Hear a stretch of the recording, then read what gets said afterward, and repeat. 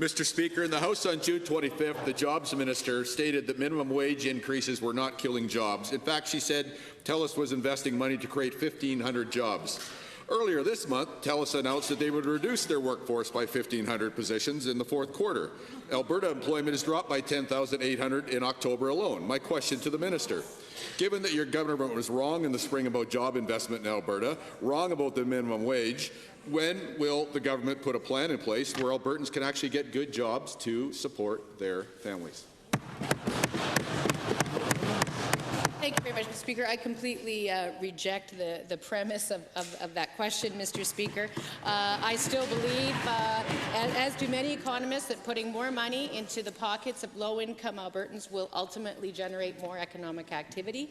As the members across were concerned when we heard about the TELUS recent announcement of job cuts, I too was concerned. Now, those job cuts are spread across Canada. They're certainly not all in Edmonton, so that in Alberta, so that should be clarified. But what we are doing is moving forward on our jobs plan, which is a heck of a lot more than the previous government ever suggested doing. Mr. Speaker, what I hear the Premier rejecting is the facts. The facts are that minimum wages are causing job layoffs, and the fact is that the increases in taxes and the other policies are killing jobs for Albertans and Alberta families.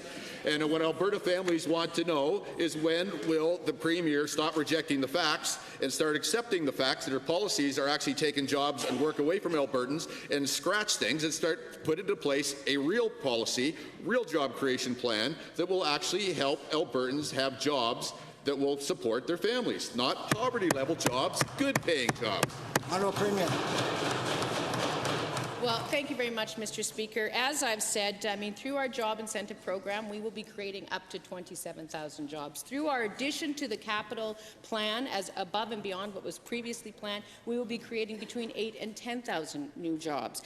We will be creating an unnamed amount of jobs through our making available to entrepreneurs and business owners $2.1 billion extra in capital that had previously not been available. So actually, Mr. Speaker, our government is doing quite a bit to focus on jobs because we understand that that's critical to all Albertans. Mr. Speaker, government admitted to putting into place a job policy that will have poverty-level jobs. We've established that in the House. We've established it in estimates. The government has admitted that the minimum wage of $15 an hour is not a living wage. So, Mr. Speaker, there is no good jobs. They are creating 3,000 jobs for students. Good for you. That's a good thing. Mr. Speaker, the question Albertans want to know, thousands of Albertans are losing good-paying jobs, and you're not doing a blessed thing for them. When will you begin?